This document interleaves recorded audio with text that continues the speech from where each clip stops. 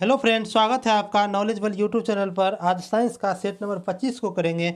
उससे पहले जो भी दोस्त चैनल पर नए हैं वो चैनल को सब्सक्राइब कर लें और अपने दोस्तों में भी शेयर कर दें। और जो भी पिछला वीडियो नहीं देखे हैं वो हमारे चैनल के प्लेलिस्ट में जाकर के पिछला वीडियो को देख लें।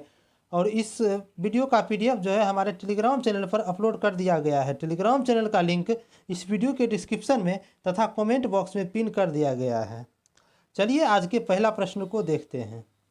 देखिए, आज का पहला प्रश्न है कि उद्योग में शक्ति की इकाई क्या है। उद्योग में शक्ति की इकाई, देखिए शक्ति की इकाई जो सीधा अगर पूछेगा शक्ति की इकाई, सिर्फ पूछेगा शक्ति की इकाई क्या है तो हम बोलेंगे वाट। शक्ति की इकाई पूछेगा वाट। अगर पूछेगा उद्योग में शक्ति की इकाई, उद्योग में, तो बोलेंगे HP। अगर पूछेगा बड़े मशीन की शक्ति तो बोलेंगे किलोवाट। बड़े मशीन की शक्ति क्या होता है? किलोवाट होता है। लेकिन ये हमसे पूछा है उद्योग में शक्ति की इकाई, तो उद्योग में शक्ति का क्या होता है? HP, यानी कि अश्व शक्ति, यानी हॉर्स पावर, जो कि ऑप्शन नंबर D में दिया हुआ है। चलिए अगला प्रश्न है कि LPG में जो है गंध के लिए मिलाया जाता है। देखिए LPG जो है उसमें गंध के लिए इथाइल मरकैप्टन को मिलाया जाता है। इथाइल मरकैप्टन जो है ये जो है सल्फर का यौगिक है। इथाइल मरकैप्टन किसका यौगिक है? तो इथाइल मरकैप्टन है सल्फर का यौगिक। चलिए देखिए अगला प्रश्न है कि निम्न में से कौन सा ऊर्ध्वपातित पदार्थ है? कि ऊर्ध्वपातित पदार्थ वह पदार्थ होता है जो कि सीधे जो है ठोस से सीधे वो गैस में परिवर्तित हो जाता है, उसे हम ऊर्ध्वपातित पदार्थ कहते हैं। देखिए कुछ ऊर्ध्वपातित पदार्थ का उदाहरण है जिसको आपको ध्यान में रखना है, ये बार बार एग्जाम में पूछा जाता है। देखिए ऊर्ध्वपातित पदार्थ कुछ है, इसका एग्जाम्पल हम लिख देते हैं। नेप्थलीन हो गया, नेप्थलीन, एंथ्रासीन, गंधक, आयोडीन, बेंजोइक एसिड, उसके बाद अमोनियम क्लोराइड, ठोस कार्बन डाइऑक्साइड, ये सब क्या हो गया? ऊर्ध्वपातित पदार्थ है। ठीक, अब देखिए ऑप्शन में देखते हैं सब में से कौन है। कि ऑप्शन ए है वेनेप्थिलीन, सोडियम, कैल्शियम और ईथर। देखिए इसका उत्तर हो जाएगा, क्या हो जाएगा? नेप्थलीन यहाँ होना चाहिए। देखिए ऑप्शन नंबर ए हो जाएगा नेप्थलीन। अगला प्रश्न है कि ध्वनि प्रदूषण डैश में मापा जाता है। देखिए ध्वनि प्रदूषण पूछे या ध्वनि की प्रबलता पूछे, दोनों को ही डेसिबल में ही मापा जाता है। तो इसका उत्तर जाएगा ऑप्शन नंबर ए डेसिबल। और देखिए अगला क्वेश्चन में भी दिया हुआ है ध्वनि की प्रबलता क्या होता है, इसको भी डेसिबल में ही मापा जाता है, जो कि ऑप्शन नंबर C में दिया हुआ है। चलिए अगला प्रश्न है कि एक ऊष्मागतिकी प्रणाली में वह प्रक्रिया जिसमें कि आयतन अस्थाई रहता है वह डैश प्रक्रिया कहलाता है। देखिए जब आयतन अस्थाई रहेगा तो वह कहलाता है सम आयतनिक या सममितीय, जो कि ऑप्शन नंबर B में दिया हुआ है। देखिए अगला प्रश्न है कि रदरफोर्ड परमाणु मॉडल में अल्फा कण डैश पर प्रक्षेपित किया गया था। देखिए रदरफोर्ड ने जब नाभिक का खोज कर रहा था तो वो क्या किया था कि एक सोने का पट्टी लिया था और उस पर जो है कैथोड किरण को गुजारा था। तो उससे पता उसको देखा गया कि कुछ किरणें सीधे चला गया और कुछ किरण जो है वापस लौट गया, जिससे पता चला कि उसके बीच में जरूर कुछ ना कुछ है। ठीक, तो इसमें से किस पत्ती का प्रयोग किया गया था? तो इसमें सोने का पत्ती का प्रयोग किया गया था, जो कि ऑप्शन नंबर ए में दिया हुआ है स्वर्ण। चलिए अगला प्रश्न है कि निम्न तत्वों में से किसमें जो है कुल 3 कोष और बाहरी कक्षा में 8 इलेक्ट्रॉन होते हैं। देखिए बाहरी कक्षा में जो 8 इलेक्ट्रॉन होता है वो सिर्फ अक्रिया गैस में होता है, जो कि 18वें वर्ग में पाया जाता है। ठीक ना, देखिए अक्रिया गैस इस सब में से एक ही है, सिर्फ आर्गन है। देखिए इसका परमाणु क्रमांक होता है आपको 18, आर्गन का होता है 18। देखिए आप इसका इलेक्ट्रॉनिक विन्यास देखेंगे तो जगह 2 8 8 हो जाएगा, 2 8 8 हो जाएगा, यानी 8 2 10 8 18, कितना कोष हो गया? 3 कोष हो गया। तो इसका उत्तर हो जाएगा ऑप्शन नंबर D आर्गन। चलिए अगला प्रश्न है कि हीरे के कार्बन परमाणु के बाहरी कोष में मुक्त इलेक्ट्रॉन की संख्या क्या होती है। देखिए मुक्त इलेक्ट्रॉन उसे कहते हैं जो बाह्यतम सेल में पाया जाता है, उसे मुक्त इलेक्ट्रॉन कहते हैं। देखिए कार्बन का परमाणु संख्या 6 होता है। इसका इलेक्ट्रॉनिक विन्यास निकालेंगे तो 2 और 4 आएगा। तो यहाँ बाह्यतम कोष में कितना इलेक्ट्रॉन है? तो 4 इलेक्ट्रॉन है। तो ऑप्शन नंबर C इसका सही उत्तर हो जाएगा। अगला प्रश्न है कि डैत टूथपेस्ट की सामग्रियों में से एक नहीं है।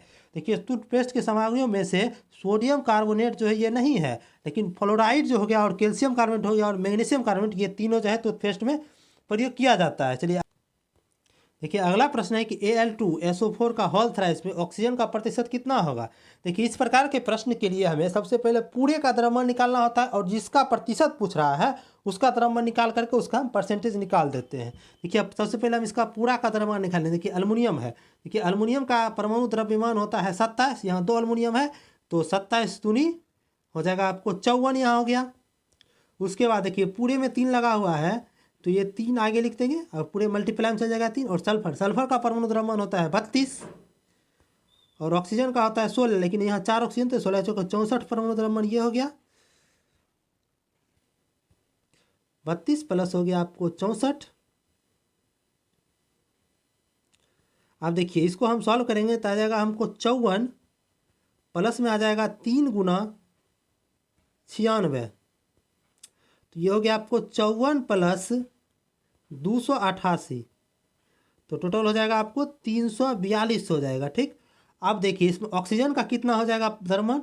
देखिए ऑक्सीजन का द्रव्यमान कितना हो जाएगा, ऑक्सीजन यहाँ 16 चौक 64 है, 64 दिया हो जाएगा, ये ऑक्सीजन का द्रव्यमान हो जाएगा 64 गुना 3। ठीक, आप देखिए इसका हमको परसेंटेज निकालना है। अब देखिए इसका परसेंटेज निकालेंगे तो ऑक्सीजन का द्रव्यमान है 64 गुना 3 और बटा टोटल का द्रव्यमान है 342, और इसको परसेंटेज निकालने के लिए हम 100 से मल्टीप्लाई कर देंगे। जब इसको हम सॉल्व करेंगे तो हमको आ जाएगा 56.1%, जो कि क्या नंबर ऑप्शन में दिया है, ऑप्शन नंबर सी में दिया हुआ है। देखिए अगला प्रश्न है कि ऑक्सीकरण अभिक्रिया जो कि गर्मी और प्रकाश पैदा करती है। देखिए दहन ही एक ऐसा प्रक्रिया है जिसमें कि गर्मी भी पैदा होती है और प्रकाश भी पैदा होती है, तो इसका उत्तर हो जाएगा ऑप्शन नंबर बी दहन। चलिए अगला प्रश्न है कि स्टेनलेस स्टील को किस कारण से जंगरोधी बनाया जाता है। देखिए स्टेनलेस स्टील को जो है जंगरोधी या क्रोमियम मिलाकर के जंगरोधी बनाया जाता है। अगर पूछेगा कि स्टेनलेस स्टील को कठोर कैसे बनाया जाता है तो एक कार्बन को मिलाकर के कठोर बनाया जाता है, तो यह जंगरोधी, इसका सही उत्तर हो जाएगा ऑप्शन नंबर डी क्रोमियम। चलिए अगला प्रश्न है कि NO2 का ध्रुव यानी फ्यूम का रंग कैसा होता है, मतलब इसके धुआं का रंग कैसा होता है। तो देखिए NO2 के धुआं का रंग कैसा होता है, तो ये भूरा होता है, इसका ऑप्शन नंबर ए सही उत्तर हो जाएगा। अगला प्रश्न है कि धात्विक गुण बढ़ता है किधर से किधर जाने पर। देखिए आप पीरियोडिक टेबल देखे होंगे, तो पीरियोडिक टेबल में जो है ये बीच में रहता है उपधातु, उपधातु का क्रम बीच में रहता है, इधर आपको अधातु रहता है और इधर आपको धातु रहता है। ठीक, आप देखिए क्या कह रहा है कि अधात्विक गुण बढ़ता है। देखिए हम जब अधातु की ओर जाएंगे यानी इधर से हम इधर जाएंगे तो क्या होगा, अधात्विक गुण बढ़ेगा। आप देखिए इसका उत्तर क्या हो जाएगा। देखिए सबसे पहले देखिए इधर सोडियम का स्थान यहाँ पर होता है और क्लोरीन जो है लगभग 17वां वर्ग में होता है, तो यहाँ लगभग हो जाएगा, और सोडियम जो पहला वर्ग में होता है तो यहाँ हो जाएगा। यानी कि हम सोडियम से जब क्लोरीन की ओर जाएंगे तो अधातु का गुण क्या होगा, बढ़ेगा, जो कि ऑप्शन नंबर डी में दिया हुआ है। देखिए अगला प्रश्न है कि यदि एक तार के माध्यम में प्रवाहित होने वाली विद्युत धारा I है और इलेक्ट्रॉन की आवेश E है तथा t सेकेंड में जो है प्रवाहित होने वाले इलेक्ट्रॉनों की संख्या, यहाँ इलेक्ट्रॉनों की संख्या को किसके माध्यम के निर्धारित किया जा सकता है। देखिए Q बराबर 2 फार्मूला होता है, यानी आवेश Q बराबर होता है 2 फार्मूला, एक होता है Q बराबर NE, एक होता है Q बराबर IT। ठीक, आप देखिए यहाँ जो n है, n जो कि इलेक्ट्रॉनों की संख्या को दर्शाता है, n यही हमसे पूछा गया इलेक्ट्रॉन की संख्या को हम किस रूप में लिखेंगे। यहाँ E जो है, E यहाँ पर जो है इलेक्ट्रॉन का जो है आवेश दर्शाता है, I धारा हो गया, T समय हो गया, Q आवेश हो गया। अब देखिए दोनों Q ही है तो दोनों को हम बराबर तो लिख सकते हैं, तो हम ऐसे लिख सकते हैं कि NE बराबर IT, यहाँ हमसे n पूछा है तो n बराबर हम लिख सकते हैं IT बटा E, जो कि ऑप्शन नंबर सी में दिया हुआ है। चलिए अगला प्रश्न है कि भोजन के पाचन की प्रक्रिया के दौरान होने वाली ऊर्जा परिवर्तन के कारण को बताइए। देखिए भोजन का जो पाचन होता है वो किस प्रकार का परिवर्तन, एक प्रकार का रासायनिक परिवर्तन है। जब हमें भोजन का पच जाता है तो हमें ऊष्मा मिल जाता है, यानी क्या हुआ कि रासायनिक ऊर्जा जो है ऊष्मा ऊर्जा में परिवर्तित हो गया, जो कि ऑप्शन नंबर ए में दिया हुआ है। चलिए अगला प्रश्न है कि मानव शरीर में कंठ को क्या कहा जाता है। कंठ को वॉइस बॉक्स कहा जाता है, जो कि ऑप्शन नंबर सी में दिया हुआ है। अगला प्रश्न है कि मनुष्य में पाए जाने वाला श्वास पिगमेंट क्या होता है। सांस वाला जो पिगमेंट होता है वो होता है आपको हीमोग्लोबिन होता है, क्योंकि हीमोग्लोबिन जो ऑक्सीजन का परिवहन करता है, इसी कारण ये सांस का पिगमेंट हो गया। अब देखिए क्लोरोफिल जो है पौधे को जो है प्रकाश संश्लेषण में मदद करती है। अब देखिए मेलानिन जो है त्वचा के रंग को जो है निर्धारित करता है, मेलानिन। अब आपको है रेडोप्सिन, ये रेडोप्सिन क्या करता है, ये रेडोप्सिन आँख में होता है, ठीक ना। चलिए अगला प्रश्न है कि कंप्यूटर सिस्टम जिसमें कि किसी भी भंडारण यंत्र की आवश्यकता नहीं होती है वो क्या होता है, किसी भंडारण यंत्र होता है, ये होता है एनालॉग में जो है भंडारण यंत्र की किसी प्रकार की आवश्यकता नहीं होती है। चलिए ये आज का अंतिम प्रश्न था। जो भी दोस्त चैनल पर नए हैं वो चैनल को सब्सक्राइब कर लें तथा अपने दोस्तों में भी शेयर कर दें, तथा जो भी दोस्त पिछले वीडियो नहीं देखे हैं वो चैनल के प्लेलिस्ट में जाकर के पिछला वीडियो को देख लें, तथा इसका PDF जो है हमारे टेलीग्राम चैनल पर अपलोड कर दिया गया है। टेलीग्राम चैनल का लिंक इस वीडियो के डिस्क्रिप्शन में दे दिया गया है। चलिए वीडियो में अंत तक बने रहने के लिए धन्यवाद। मिलते हैं अगले वीडियो में।